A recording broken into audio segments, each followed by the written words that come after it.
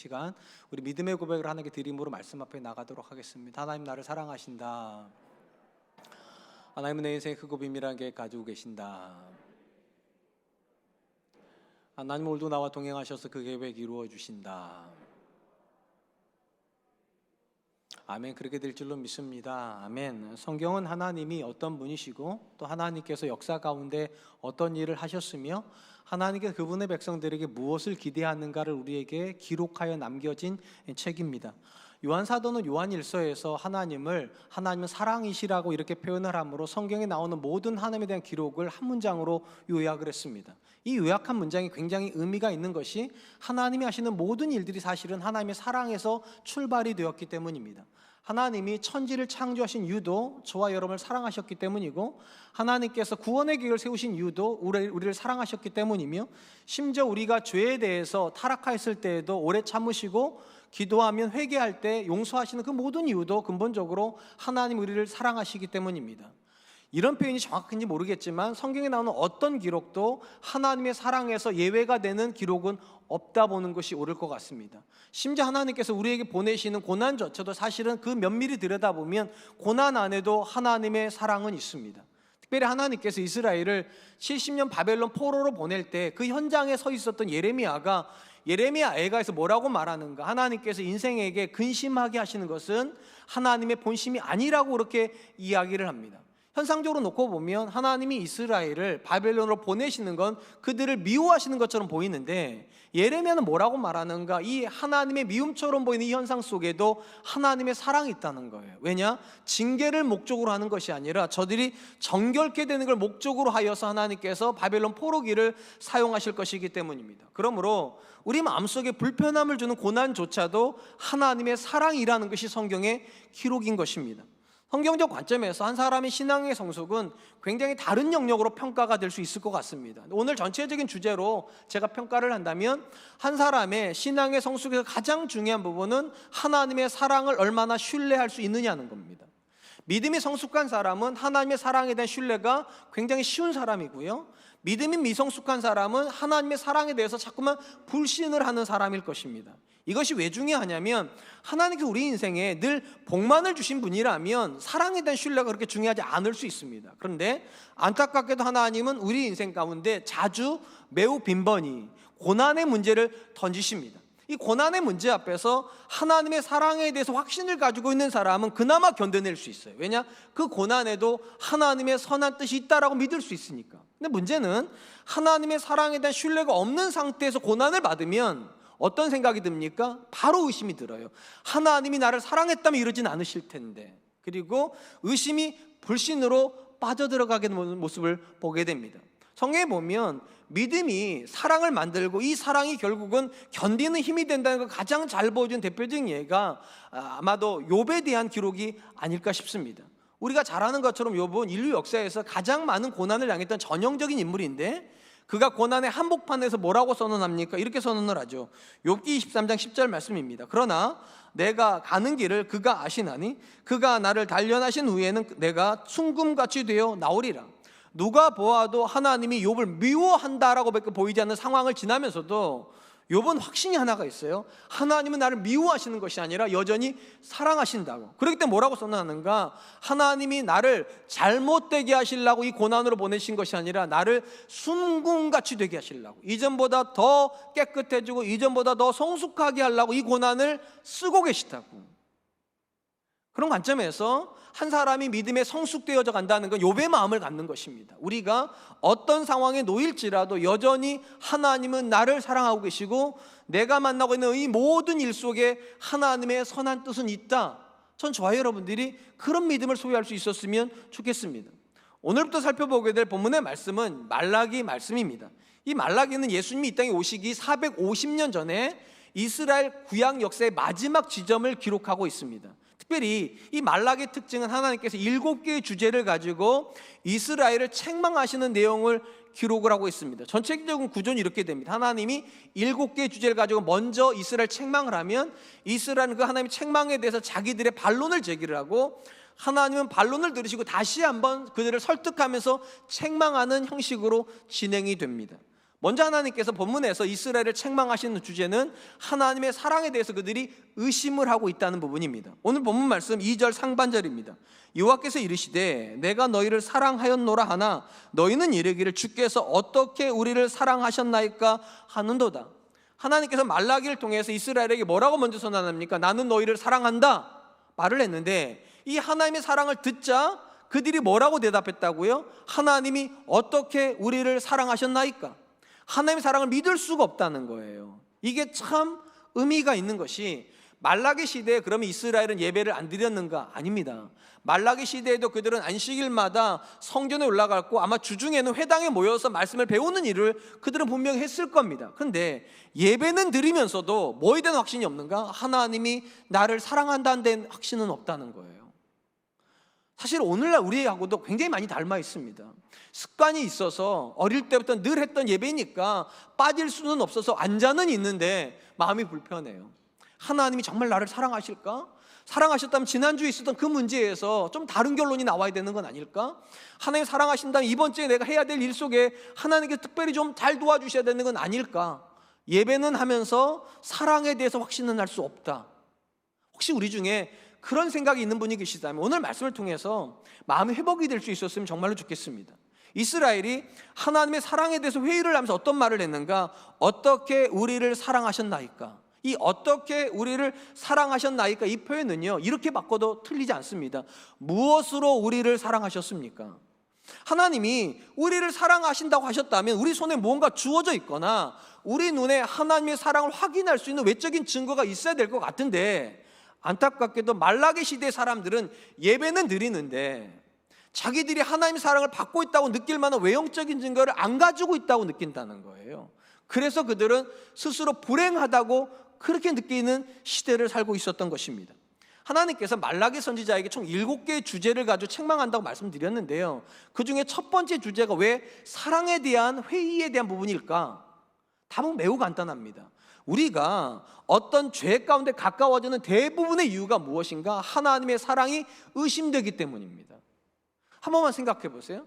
만약에 누군가가 나는 지금 하나님께 사랑받고 있다고 느낀다면 이 사람이 죄에 가까워질 수 있습니까?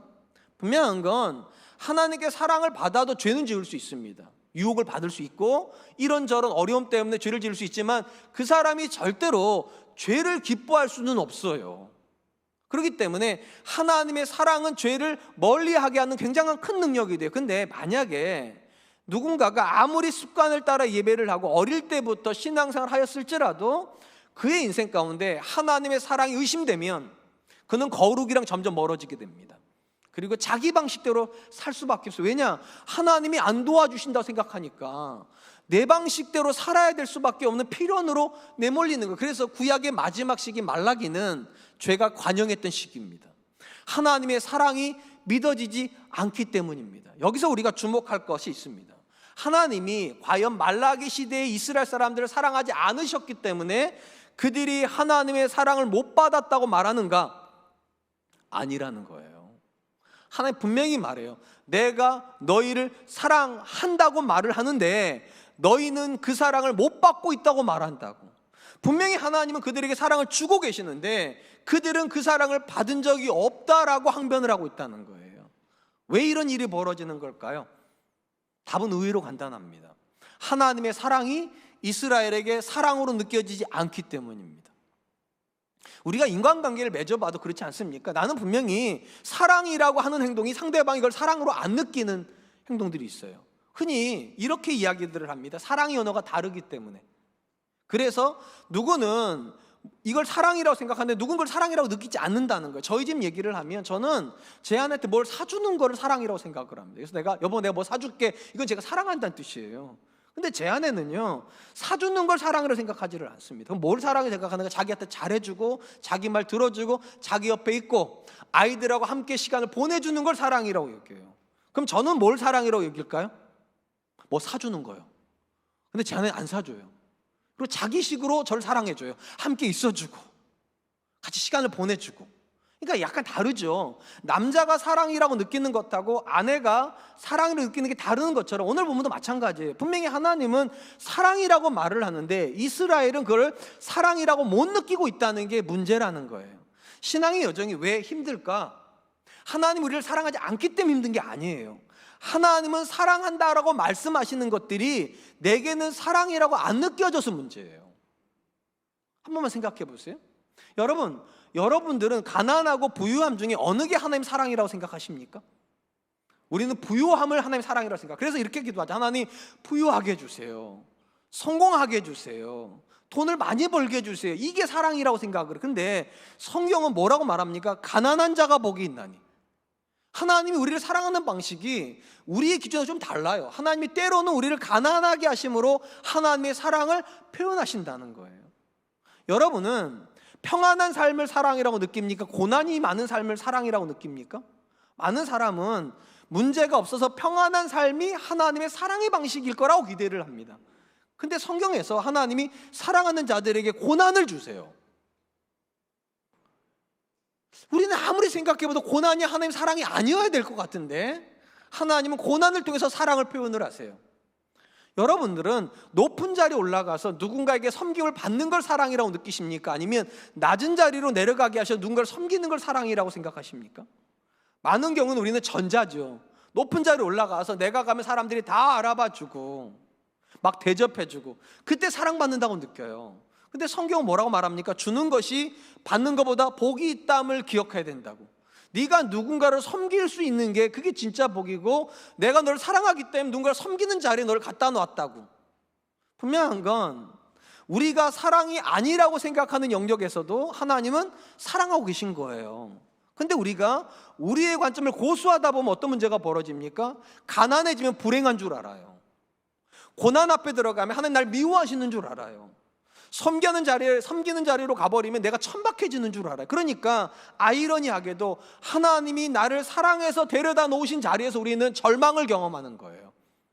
하나님 날 사랑하신다면 이러지 않으실 텐데. 생각을 조금만 달리 해보세요. 정말로 여러분이 생각하는 방식대로 하나님이 사랑하신다면 어떻게 될까요? 속으로 이러시겠죠. 나는 좋을 것 같은데. 근데 성경은 기록이 이렇게 되지 않습니다. 하나님은 우리가 생각하는 방식으로 사랑하시는 것이 아니라 하나님의 방식으로 사랑하십니다. 그리고 우리에게 기대하시는 것이 무엇인가? 하나님이 나를 사랑한다고 믿으라는 거예요. 내 눈에는 하나님의 사랑이 없는 상황 속에도 하나님의 사랑은 틀림없이 있었다는 겁니다. 성경 안에 많은 믿음의 사람들에 대한 기록이 나옵니다. 여러분 성경의 이야기를 읽으시면서 그 믿음의 사람들과 우리가 어떤 점에서 차이가 난다고 생각을 하십니까? 혹시 당하는 일이 다르던가요? 그들은 늘 행복한 일만 겪고 우리는 늘 고난마다 겪습니까? 사실은 놀라운 건 그들이나 우리나 고난 중에 있는 건 매 한 가지라는 겁니다. 더 정확히 말하면 우리가 당하는 고난보다 그들은 훨씬 큰 고난을 당했습니다. 요셉은 형들에게 버림받습니다. 우리 중에 형제들에게 버림받아가지고 노예로 팔려가신 분들 계셨습니까? 혹시 어릴 때 형제들이 팔아가지고 식모살이 하신 분? 우리 부모님 세대 중에서는 그런 분들이 계실 수 있어요.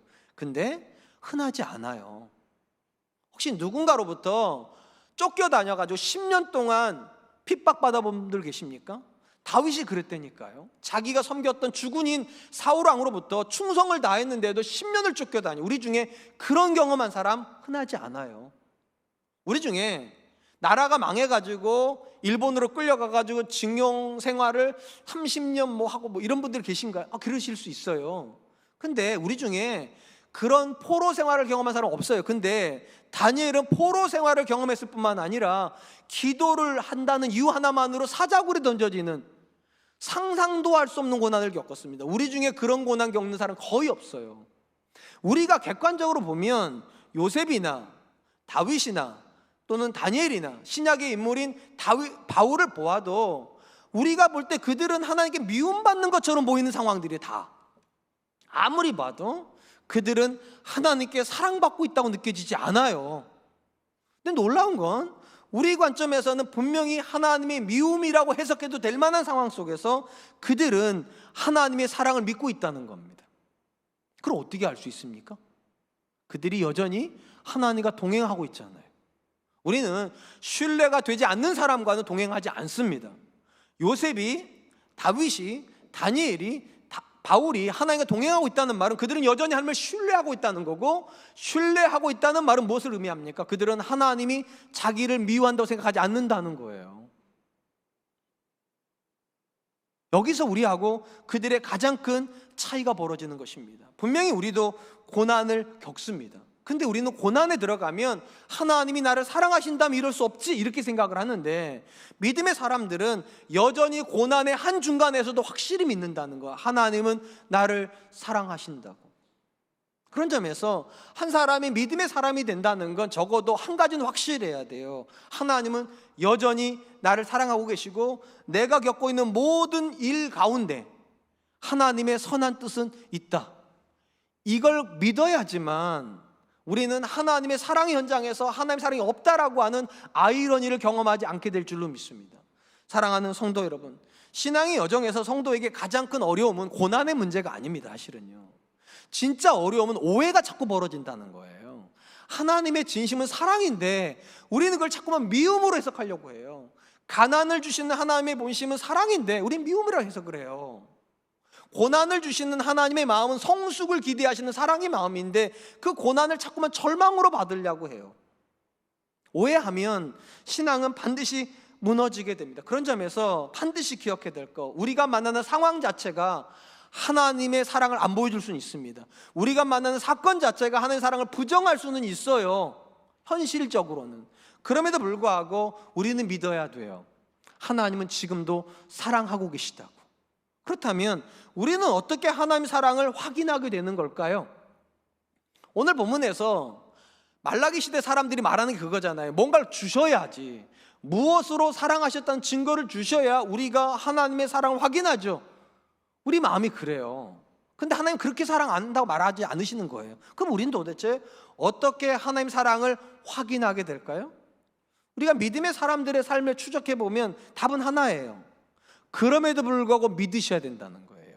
하나님이 사랑하고 계시지 않는 것 같은 상황 속에서도 그럼에도 불구하고 하나님이 사랑한다고 믿어야 뭐가 됩니까?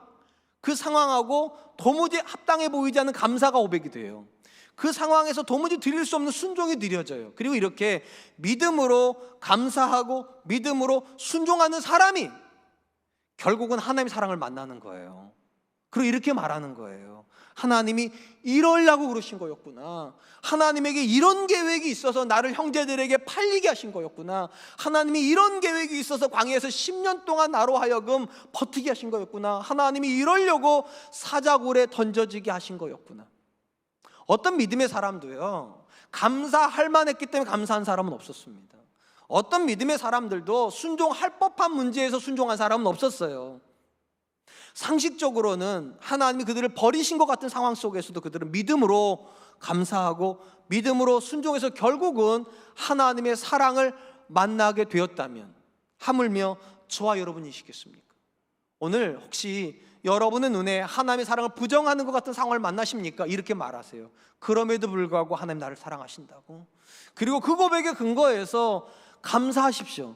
그 고백에 근거해서 순종하십시오. 이 감사와 순종이 결국은 우리를 하나님의 사랑을 만나게 하는 지점으로 인도하게 될 줄로 믿습니다.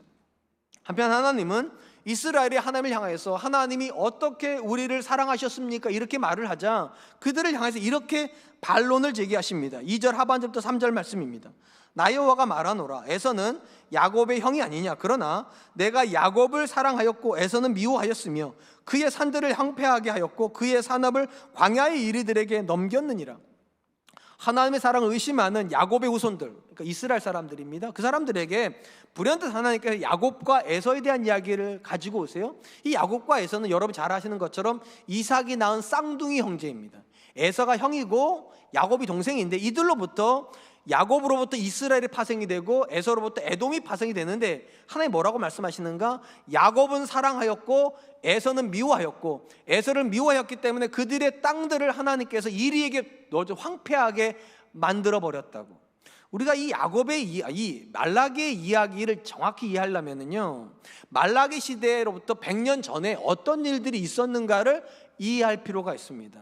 말라기로부터 100년 전에 이스라엘은 북이스라엘과 남유다로 나눠져 있었고 이미 북이스라엘 멸망을 경험했고 이제 남유다 혼자 남아 있었던 시절입니다. 이때 남유다가 하나님 앞에서 거룩한 삶을 산 게 아니라 패역한 삶을 살게 됩니다. 그러자 하나님께서 예레미야 선지자를 통해서 그들에게 바벨론 포로기를 예언을 하게 하세요. 그렇게 해서 그들은 BC 586년에 바벨론의 침공을 받고 나라가 멸망하게 됩니다. 이때 가장 기뻐했던 나라가 어디냐? 에돔이라고 하는 나라예요. 아까 말씀드린 대로 에서의 후손입니다. 이 나라가 너무 기뻐해요. 이제 자기들 위에 있는 동생 나라가 없어져 버렸기 때문에 자기들이 이제 성공을 경험할 줄 알고, 그리고 하나님이 그걸 유심히 보신 다음에 5년 뒤에 똑같은 바벨론을 데려다가 에돔을 멸망시켜 버렸습니다. 이 본문에서 왜 에서에 대한 이야기하고 야곱에 대한 이야기가 나오는가? 배경이 그렇기 때문이에요. 쌍둥이라고 제가 말씀드렸어요. 모양이 비슷해요. 그리고 그들의 후손의 나라들도 겪는 일이 비슷해요. 둘 다 바벨론에 의해서 멸망을 경험했어요. 그러면 비슷한 일의 결론도 똑같아야 될 것 같은데 결론 지점에 가니까 상반된 결론이 나오더라는 거예요. 야곱은 하나님이 사랑하심으로 70년 만에 회복을 시키십니다. 그래서 그들이 이스라엘 땅으로 돌아와가지고 성벽을 세우고 성전을 세우는 기적과 같은 일을 경험을 해요. 근데 상대적으로 에서의 후손인 에돔은 하나님이 미워하심으로 나라가 형성되지 못하게 하나님 만들으셨다는 거. 그래서 황무지가 돼버렸다는 것입니다. 그래서 하나님 말씀하시는 거예요. 똑같이 보이는 역사를 가지고 있는 두 나라가 어떻게 그렇게 다르게 되었냐는 거예요. 하나님이 야곱은 사랑하셨고 에서는 미워하셨기 때문이라고. 여기서 우리가 오해하지 말아야 될 게 하나가 있어요. 하나님이 정말로 에서의 후손인 이 에돔을 미워했나? 하나님은 이스라엘만 사랑하시나? 그런 뜻이 아니라는 거예요. 만약에 에서의 후손이 아무런 죄도 안 지었는데 하나님께 그 나라를 징벌 하셨다면 미움이 맞아요. 근데 그들은 죄를 지었어요. 이스라엘도 죄를 지었어요. 그렇기 때문에 똑같이 심판을 하신 건 맞아요. 근데 왜 야곱에 대해서 사랑이라고 말을 하는가? 야곱에게 해주는 그 모든 일들을 보면 에서에게 안 해준 일이 미움으로 해석이 된다는 거예요. 하나님이 이들도 죄를 지었는데 놀랍게도 이들은 회복을 시켜주셨는데 이들은 가만히 놔둬버렸다는 거예요. 미워하신 게 아니라 가만히 놔버려뒀는데 이게 사랑이라면 이거는 미움일 수밖에 없다고. 그럼 궁금한 건 이거예요. 분명한 건 하나님께서 이스라엘에게 엄청난 은혜를 주셨어요. 그들이 꿈꿀 수도 없는 지점에서 그들은 꿈을 꾸게 하셨고 에서는 나라가 되기도 될 수 없었는데 이스라엘은 나라가 됐다는 점에 굉장한 은혜를 경험했는데도 놀랍게도 그 은혜를 받은 지점에서 그들이 지금 뭐라고 말하고 있다고요? 하나님이 어떻게 우리를 사랑하셨습니까? 하나님이 사랑하신다는 것은 무엇을 의미합니까? 이렇게 질문을 하고 있다는 거예요. 왜 이런 질문이 나왔을까요? 우리가 다시 예레미야 이야기를 조금만 들여다볼 필요가 있습니다. 예레미야는요, 하나님으로부터 민족에 대한 멸망에 대한 메시지를 받았습니다. 자기 민족이에요. 그 민족이 결국은 멸망해서 70년간의 바벨론으로 끌려갈 거라고, 그리고 소망에 대한 메시지를 담아 놓으셨어요. 70년 만에 돌아오리라. 그리고 그의 생전에 정말로 하나님의 말씀이 이루어집니다. 그래서 이스라엘은 바벨론으로 끌려가요. 그리고 예레미야가 그 남겨진 이스라엘 땅에 남게 됩니다. 그리고 지은 책이 예레미야 애가예요. 거기에 보면 이런 고백이 하나가 나옵니다. 예레미야 애가 3장 22절 23절 말씀. 여호와의 인자와 긍휼이 무궁하심으로 우리가 침멸되지 아니함이니이다. 이것들이 아침마다 새로우니 주의 성실하심이 크도소이다. 예레미야가 지금 뭐라고 말했습니까? 하나님이 우리를 미워해서 우리가 진멸됐다, 그렇게 기록하지 않습니다. 여호와의 인자, 이게 사랑이라는 뜻입니다. 하나님의 사랑과 긍휼이 풍성하여 우리가 진멸되지 아니하였나이다. 그러니까 예레미야의 관점대로라면 이스라엘은 진멸되고도 남았을 민족이라는 거예요. 근데 하나님께서 그들을 사랑하시고 불쌍히 여기셔서 남겨놓으셨다고. 이 관점대로 한다면 지금 말라기 시대에 살고 있었던 사람들은 역사에 존재해야 되는 사람입니까? 존재하지 말아야 되는 사람들입니까? 사실은 존재하면 안 되는 사람들이었어요. 근데 하나님이 그들을 사랑하셨기 때문에 남겨놓으셨기 때문에 그들이 회복을 시켜줄 수 있었는데 그 회복의 현장에 서 있으면서도 그들은 더 많은 은혜를 못 받았다고, 자기들이 원하는 만큼 못 가졌다고 지금 하나님께 대들고 있는 거예요. 하나님, 사랑하셨다면 이 정도밖에 아닐 수 있습니까? 하나님이 우리를 정말로 사랑하셨다면 더 많이 주셔야죠. 제가 한 번만 질문 드릴게요. 여러분, 신앙생활을 하면서 원망이 한 번도 안 생겼던 분 계세요? 불평이 한 번도 안 생겼던 분? 또 한 번 질문 드려볼게요. 목사가 되면은요, 특별히 담임 목사가 되면 원망 한 번도 안 할 것 같죠? 저는 항상 꿈길을 걷는 것 같고 뭐 공중에 떠 있는 것 같고 뭐 혹시 그러십니까? 늘 교회만 있으니까 항상 영성은 좋고 모든 상황이 감사하고 뭐 이럴 것 같습니까? 아닙니다. 여러분들도 담임 목사 한번 돼보시면 알아요. 힘든 일도 많고요, 마음 상하는 일도 많고요, 화난 일도 많고요. 그러면 이런 생각이 들어요. 하나님 날 사랑하신다면 더 잘해 주셔야지, 교회 일은 더 잘 돼야지, 자녀들도 다 잘 돼야지 이러는데 그렇게 안 되니까 자꾸 원망이 들어요. 제가 이 설교를 준비하다가 이런 생각이 들었어요. 이런 원망이 들 때 어떤 생각을 해야 될까? 불현도 이런 생각을 주시더라고요. 한 번만 스스로에게 물어보라고.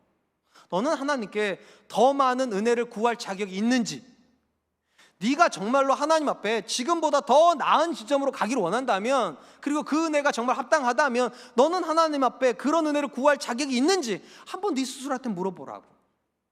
그리고 제가 치사신한테 물어봤어요. 너는 지금보다 더 나은 지점으로 가기 위해서 하나님께 은혜를 구할 자격이 있냐? 제가 저한테 물어봤더니만 제한테 바로 대답을 주더라고요. 천만에. 너는 사실은 하나님께 더 많이 얻어 터져야 될 사람이지.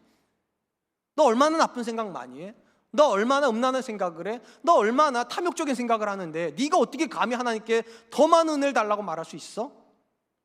제가 이렇게 웃는 얼굴로 다니니까 제가 굉장히 선해 보이잖아요. 선해요. 오해하지 마세요. 그렇다고 해서 제 안에서 항상 좋은 생각만 있는 건 아니에요.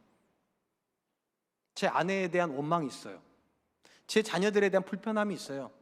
솔직히 말하면 우리 교회에 대해서 어떨 때는요, 불만도 있을 때가 있어요. 근데 정말로 까놓고 얘기해 보면 하나님이 저에게 주신 모든 것들이 과연 내가 받을 만한 은혜였나? 아니, 사실 그렇지 않아요.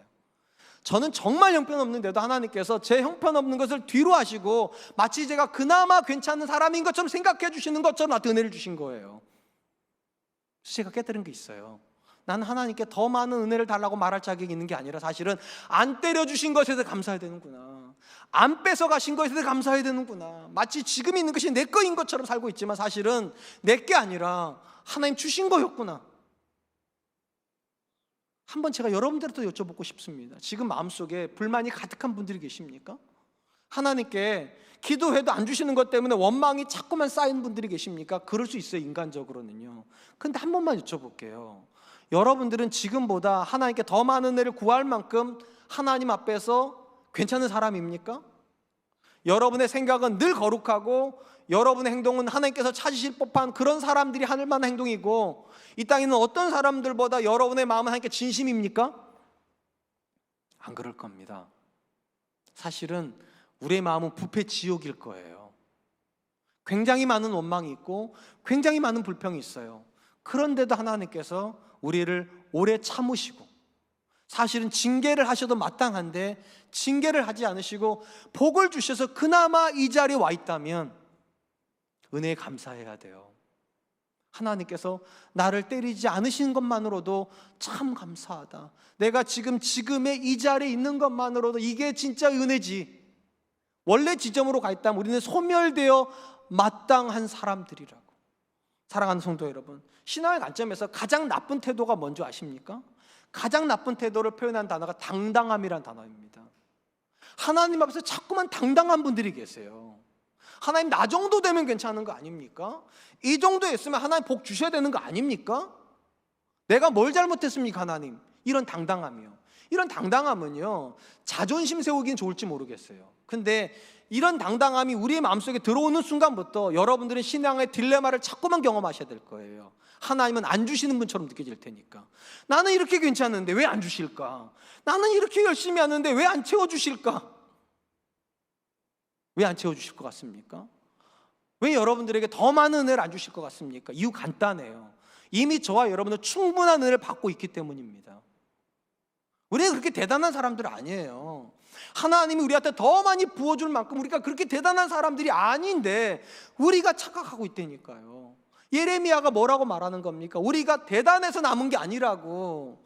여호와의 인자와 긍휼이 무궁하심으로 하나님이 우리를 불쌍히 여기셔서 그나마 남았는데, 긍휼의 대상인 우리가 하나님을 향해서 삿대질하면서 왜 안 주시냐고 말할 수 있냐는 거예요. 원망하면서 어떻게 불평할 수 있냐는 거예요. 반드시 기억하세요. 여러분들이 부족한 은혜라고 부르는 그 은혜가 사실은 여러분들에게 넘치는 은혜입니다. 원래 우리는 그런 은혜도 못 받았어야 마땅한 사람들이었는데 하나님이 불쌍히 여겨주셔서 그런 남편 만난 거예요. 그런 아내 만난 거예요. 그런 가정 만나신 거예요. 그런 교회 만나신 거예요. 여기서 말하는 그런 은 다 귀한 은혜입니다. 다만 내가 교만해서 그를 귀한 줄 모르는 것뿐입니다. 저는 저와 여러분들 안에 당당함을 내려놓고 감사함을 채울 수 있었으면 좋겠어요. 하나님 이런 난데도 은혜 주셔서 너무 감사합니다. 그 순간 우리는 하나님의 사랑을 경험하게 될 줄로 믿습니다. 마지막으로 하나님은 에돔의 역사의 현장, 소멸된 현장을 보여주시면서 이스라엘에게 이렇게 물어보십니다. 4절 5절 말씀입니다. 에돔은 말하기를 우리가 무너짐을 당하였으나 황폐된 곳을 다시 쌓으리라 하거니와 나 만군의 여호와는 이르노라 그들은 쌓을지라도 나는 헐리라 사람들이 그들을 일컬어 악한 지역이라 할 것이요 여호와의 영원한 진노를 받은 백성이라 할 것이며 너희는 눈으로 보고 이르기를 여호와께서는 이스라엘 지역 밖에서도 크시다 하리라. 제가 앞에서 말씀드린 대로요, 이스라엘 멸망하기 5년 전에 에돔이 멸망하기 5년 전에 이 남유다가 먼저 멸망을 했습니다. 그리고 이 먼저 멸망하는 남유다를 보면서 기뻐했던 나라가 에돔인데 그 에돔을 보시면서 하나님께서 선지자 한 명을 쓰세요. 그게 오바댜라고 하는 선지자입니다. 이 오바댜가 어떤 예언을 했는가? 이 에돔이 멸망할 거라는 거예요. 영원히 멸망할 거라고. 그리고 하나님께서 그 약속대로 에돔을 멸망시키셨는데 특이한 건 에돔이 멸망되고 나서 다시 회복되려고 안 했는가? 그들이 엄청나게 회복될 노력을 했다는 거예요. 나라를 이루려고 쌓아놓으면 하나님께 다시 허물어버리고 쌓아놓으면 다시 하나님께 허물어버렸다는 거예요. 이게 왜 중요합니까? 남유다는 왜 회복이 되고 에돔은 왜 회복이 되지 못했는가? 노력의 연무 때문이 아니라고 보여주시는 거예요. 노력은 하는데도 이 에돔은 하나님께서 흩어버리시기 때문에 노력이 결실이 되지 않는다는 거예요. 실질적으로 역사 속에서 에돔 족속은 바벨론 침공 받는 다음에 다시 그 나라를 회복하지 못합니다. 왜냐하면 그 지역을 나바트족이 점령을 하고 거기다 왕국을 세워버렸어요. 그래서 에돔 사람들은 이제 방황하기 시작하고요, 남유다 밑에 쪽에서 방황을 하다가 주전 1세기 그러니까 100년 전에, 예수님 오시기 100년 전에 이스라엘 역사에 편입이 돼버립니다. 이렇게 편입된 사람들을 우리는 누구라 부르는가? 이둠의 사람들이라고 부릅니다. 이둠의 사람들 하면 생각나는 사람이 하나가 있어요. 예수님이 이 땅에 태어나실 때 분봉왕 헤롯이라고 부르는 사람이 이둠의 사람이에요.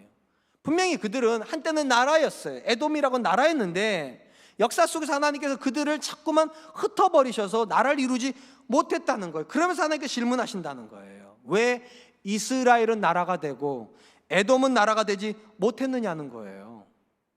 그리고 하나님께서 지금 에돔을 흩으시고 계시다고 이 표현을요, 현재 진행형으로 쓰고 있다는 게 핵심입니다. 그러니까 말라기 시절에 그들의 눈에 에돔 사람들은 계속 나라를 이루려고 부단히 노력을 하고 있는데도 이상하게 노력은 하는데 나라가 안 선다는 거예요. 그걸 보여주시면서 질문하시는 거예요. 어떻게 생각하냐고. 저들은 왜 나라가 안 되고 너희는 나라가 됐다고 생각하냐고. 혹시 그들은 노력을 안 하고 너희는 노력을 했기 때문이라 생각하냐고. 사실은 그렇지 않다는 거예요. 그들이 이스라엘보다 훨씬 많은 노력을 하고 있는데도 나라가 안 되는 건 본질이 하나라는 거예요. 은혜가 없어서라고. 은혜가 없어서라고. 여러분들은 하나님 믿는 사람하고 믿지 않는 사람의 가장 큰 차이가 뭐라고 생각하십니까? 믿지 않는 사람들은 노력을 안 하고 우리는 노력하는 사람들입니까? 아니면 정반대로 우리는 노력을 안 하는데 그들은 노력을 한다, 이런 차이가 있는 걸까요? 사실은 그 차이 아닙니다. 믿지 않는 사람들도 노력하는 사람들이고 우리도 노력하는 사람들이에요. 왜냐? 하나님은 울며 씨를 뿌리러 나가는 사람을 기뻐하시니까. 그러니까 근본적으로 노력에서 차이가 벌어지지는 않습니다. 그럼 어디서 차이가 벌어지는가?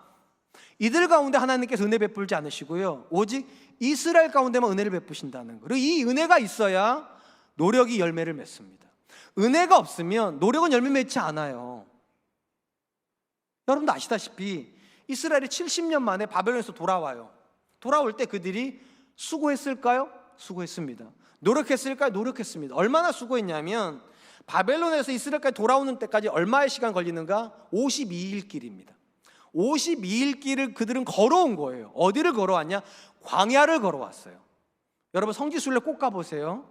광야를 걸어보면 아는 것이 있어요. 광야는 사람이 걸을 수 없는 길이에요. 거기는 야생동물이나 지나다니는 곳이지 사람이 52일을 버틸 수가 없어요. 근데 그들이 52일 길을 걸어왔어요.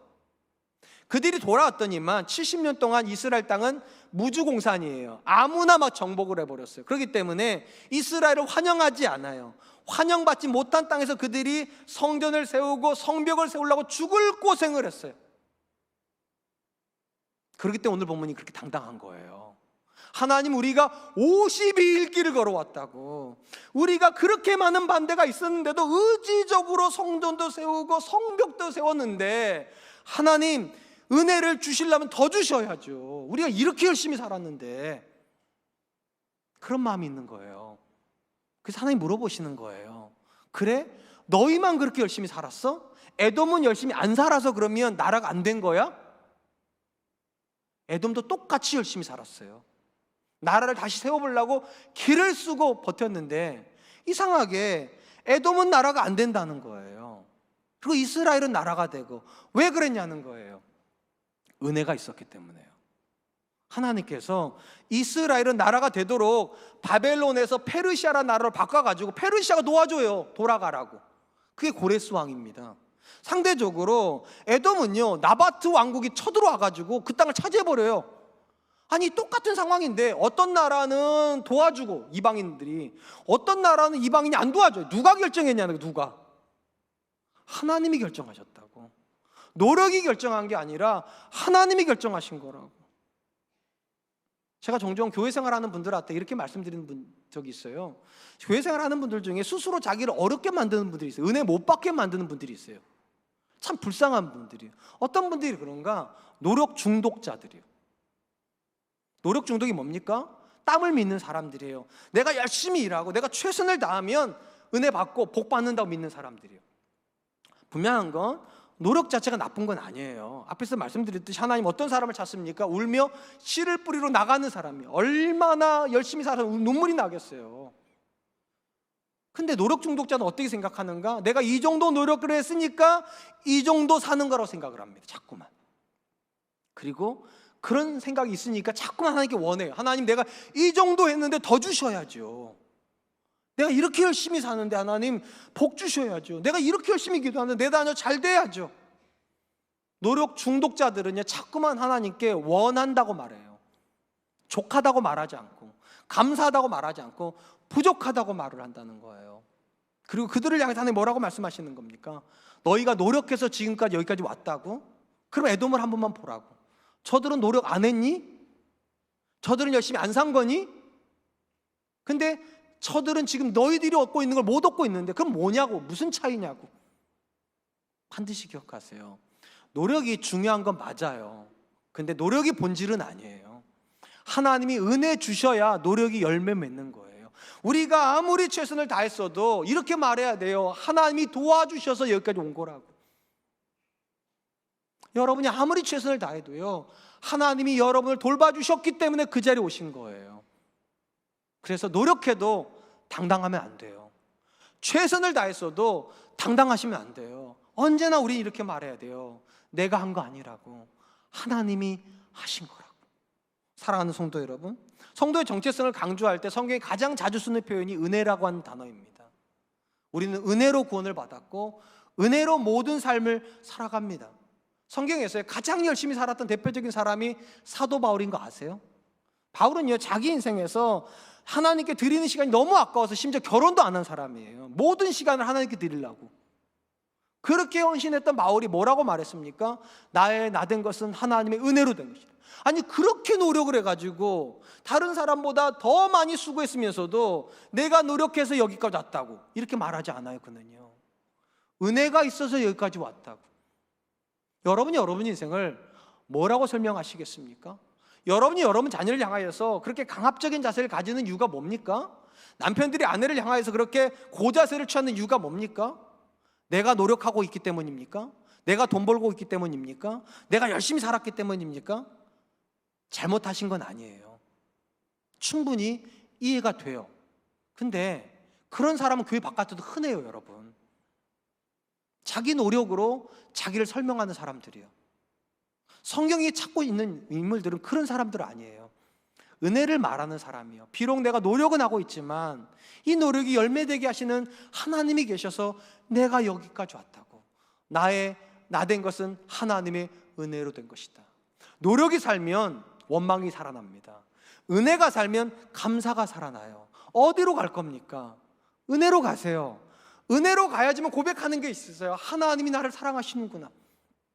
전 저와 여러분들이 그런 분들이 되시기를 주님의 이름으로 축원드립니다. 이제 말씀을 맺겠습니다. 신앙의 여정을 살다 보면 우린 종종 하나님의 사랑에 대해서 의심이 될 때가 있어요. 하나님 사랑하시는데도 이럴까? 하나님 사랑하신다면 더 잘 되지 않을까? 그런 생각이 있어요. 말라기의 배경이 바로 그거예요. 하나님이 우리를 사랑하신다면 지금의 우리 형편은 이거보다 더 나아야 되지 않을까? 이 의심하는 이스라엘 향해서 하나님께 세 가지를 말씀하셔서 첫 번째, 우리가 하나님의 사랑이 없다고 말하고 하는 그 지점에도 하나님의 사랑은 있었다는 겁니다. 그러니까 여러분, 믿음으로 선언하세요. 하나님은 나를 사랑하십니다. 지금 내가 만나고 있는 모든 상황도 하나님의 사랑입니다. 두 번째, 하나님의 사랑이 부족하다고 느끼십니까? 거꾸로 생각해 보세요. 우리가 과연 지금 그 은혜조차도 받을 만한 사람이었습니까? 아무리 봐도 우리는 은혜받게 합당한 사람들 아니지 않습니까? 징벌받아야 되고 책망받아야 되고 소멸되기에 합당한 사람들인데도 은혜를 받아서 지금까지 살면서 원망하고 있다, 합당하지 않지요. 세 번째, 혹시 내가 노력하고 있기 때문에 너무 당당하십니까? 성경이 이렇게 물어봐요. 노력하면 다 됩니까? 아니죠. 사실은 노력이 하셨기 때문에 그 자리에 오신 것이 아니라 은혜가 있어서 그 자리에 있었던 겁니다. 성경이 이렇게 말해요. 나 된 것은 노력으로 말미암은 것이 아니라 오직 하나님의 은혜라. 은혜가 살면 사랑은 살아요. 노력에 중독되지 마세요. 누군가 앞에서 고자세 취하려고 하지 마세요. 은혜를 이야기하는 사람이 되세요. 그럼 그 자리에서 우리는 이렇게 말하게 될 겁니다. 하나님이 나를 사랑하셔서 내가 여기까지 왔다고. 전 저와 여러분들이 그런 분들 되시기를 주님의 이름으로 축원드리겠습니다. 오늘 말씀을 기억하면서 세 가지를 기도했으면 좋겠습니다. 첫 번째, 하나님의 사랑이 없다고 느꼈는 지점에서도 믿음으로 선언하게 해주십시오. 하나님은 여전히 나를 사랑한다고. 두 번째, 하나님의 사랑이 부족하다고 여겨질 때마다 내가 어떤 사람인지 점검하게 해주십시오. 나는 은혜가 합당한 사람이 아니라 징벌이 합당한 사람이었는데 하나님이 내게 은혜 주셨다. 세 번째, 당당하신 분이 계십니까? 생각해 보세요. 여러분의 노력이 지금 여러분을 만든 거 아닙니다. 하나님, 은혜를 묵상하는 사람 되게 해주십시오. 은혜 안에서 감사한 사람 되게 해주십시오. 우리 한 번만 같이 기도하도록 하겠습니다. 기도하겠습니다. 하나님, 하는 시간에 감사합니다.